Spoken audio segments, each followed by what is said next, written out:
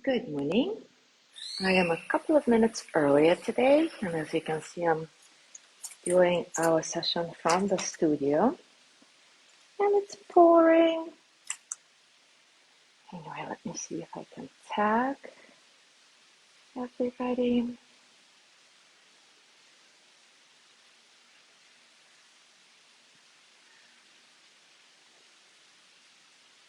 Good morning, Alice.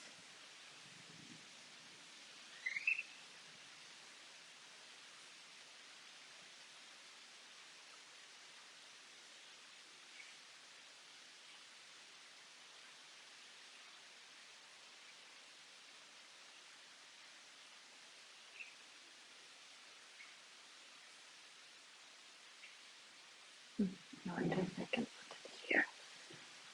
There you go. Nice. Good morning, Gina. Yeah, I was going to the studio and suddenly it started pouring.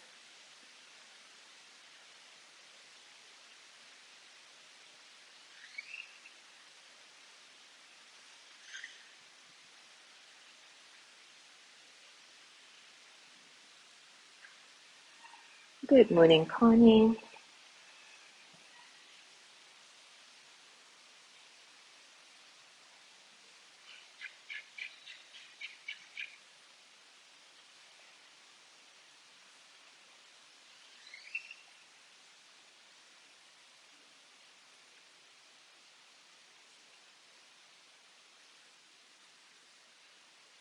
We'll give it a couple more minutes for everybody who wants to join live to join.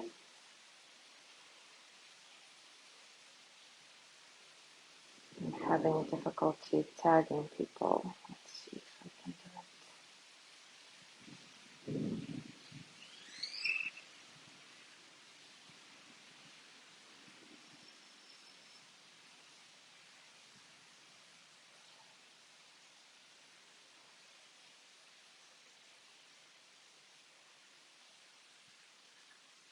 Good morning, Cindy.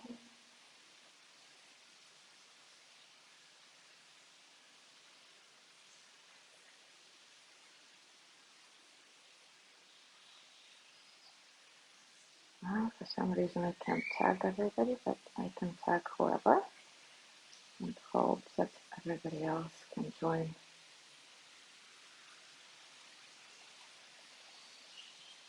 on their own.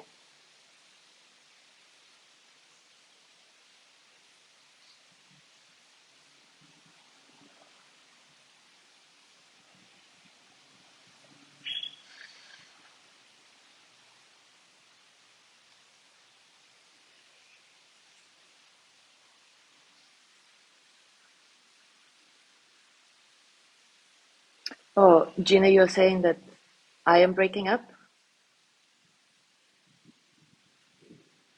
It may be because of the rain. Ugh. Let me know, guys, if I'm breaking up or it's okay. I am ready to start.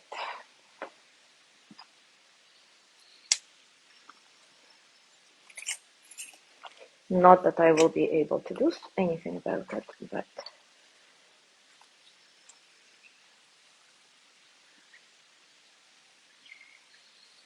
anyway, let's try. And if the internet is not cooperating, I'll do this session again tomorrow because I really like it, and I wanted to share something with you that is like a nice tool, in my opinion. Anyway, um, let's begin. Today we will start exploring a new category of emotional experiences that Brené Brown calls places we go with others.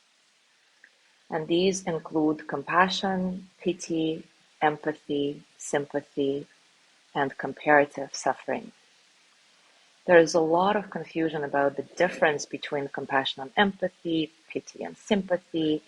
And in the next few days, we will dive into each of these emotions with a bit more depth than just an official surface definition. Today, however, I want to talk about boundaries because boundaries are a prerequisite for all of these emotional experiences. Brené Brown says we cannot connect with someone unless we're clear about where we end and they begin. If there is no autonomy between people, then there is no compassion or empathy, just enmeshment.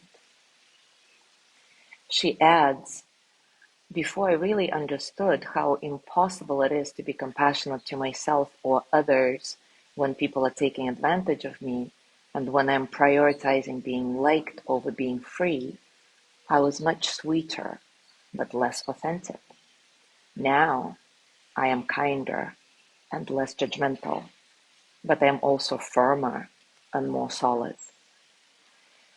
A lot of us struggle with boundaries, both on setting and on the receiving end of it, because it can feel like rejection. But it doesn't have to be difficult. It doesn't have to feel like rejection.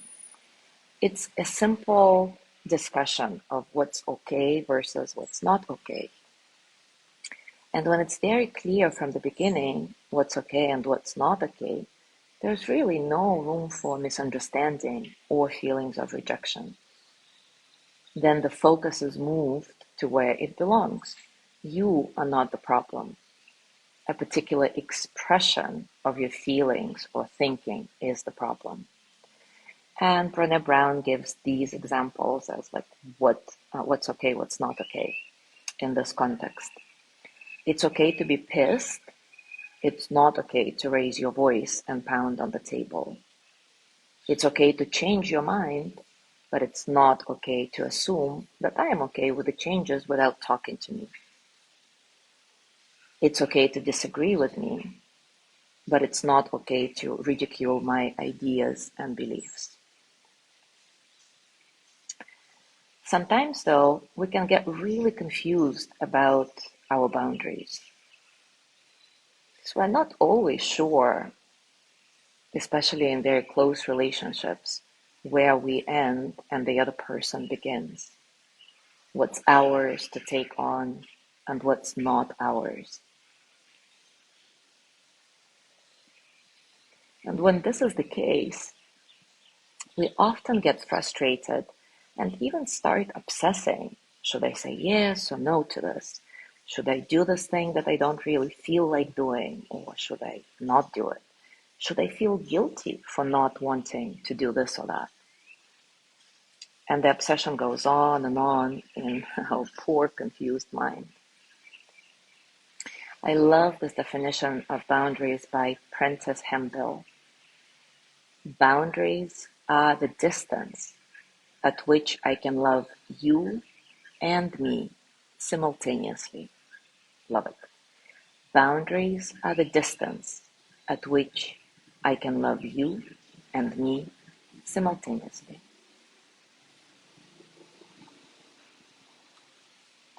So today I actually want to show you something. So I'm going to switch my camera. This is a powerful embodiment coaching tool that helps you feel your boundaries in a very, very visceral way. And then, so I'll show it to you, and then we'll do a short practice so that you can really find this process for yourself in your body. So let me switch the camera so that you can see. And in the meantime, please stand up if you can. You can do it in a seated position, but the whole thing is much more powerful when we feel really grounded. So let's see if I can switch the view. Oh, yes. Okay. Hello. All right, so just stand up if you can. If you can't, it's okay to be seated. Just make sure you have some space around you because you'll need to put your arms like this. And you can close your eyes, or don't close your eyes because I'm going to show you, duh. So basically we're going to go through a practice and let's do it together. So don't close your eyes. Sorry, I'm getting confused. So just take a very, very grounded position, whether you're standing, which I prefer, or sitting, just be sure that you feel the ground. And for this, maybe close your eyes if that helps you, or just have them open and feel the ground with your feet. Feel the support of the ground. And maybe even imagine that you're growing roots into the earth. And they're very, very stable, very rooted, very grounded, very supported by the earth. And now bring to mind a situation in which you're not sure about your boundaries. And maybe you are obsessing in those ways that I talked about. Should I do this? Should I not do this? Should I feel guilty? Should I say yes? Should I say no? Like, what's mine? What's not mine? So bring this to mind. Just reflect on it for a few moments. And notice how you're feeling in your body.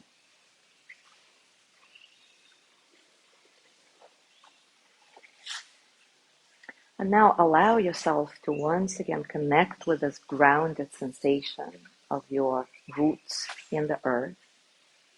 Bring your attention to your breath. Let yourself breathe softly without trying to control it.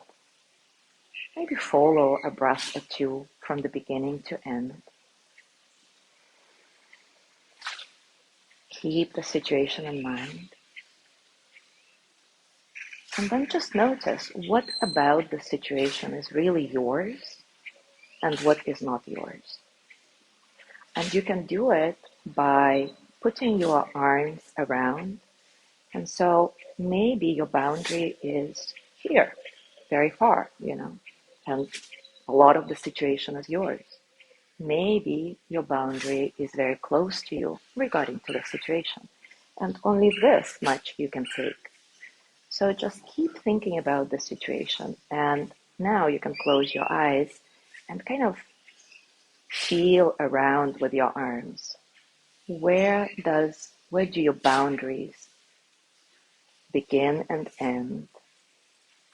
What's about the situation is yours and what is not yours? So once you find this position for your arms, open your eyes again if they were closed. And let's say your boundary is here about the situation. So whatever it is, this much is yours, and everything else behind your boundary is not yours. So you can actually say to yourself out loud or in your mind, this is mine. This is not mine. This is mine. This is not mine. And you're not pushing necessarily everything else, but you're clear about your boundaries. This is mine. This is not mine. And again, maybe you close your eyes and do this exercise a few times. This is mine. This is not mine. Connecting deeper and deeper, grounding, allowing yourself to really feel what you can and cannot take regarding to the situation. What is really yours, what is not yours.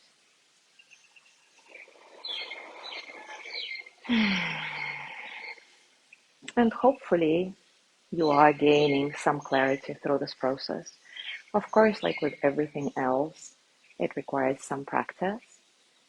So as you go through your day today, or any day, just notice when you're confused about your boundaries and see if this exercise helps you to viscerally feel what it is, what those boundaries are, what is yours to take, what is not yours to take. And once you define this physically and mentally, then you can just a few times say, this is mine, this is not mine. And you don't even have to identify it verbally, like, oh, saying this and this is mine, not saying this and this is not mine.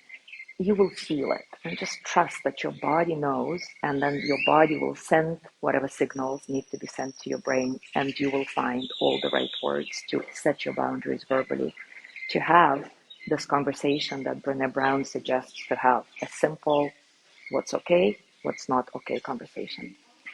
All right, if you have any questions, please let me know. And I find this tool really, really practical, and I hope that you like it as well. Have a beautiful day, and I will see you tomorrow.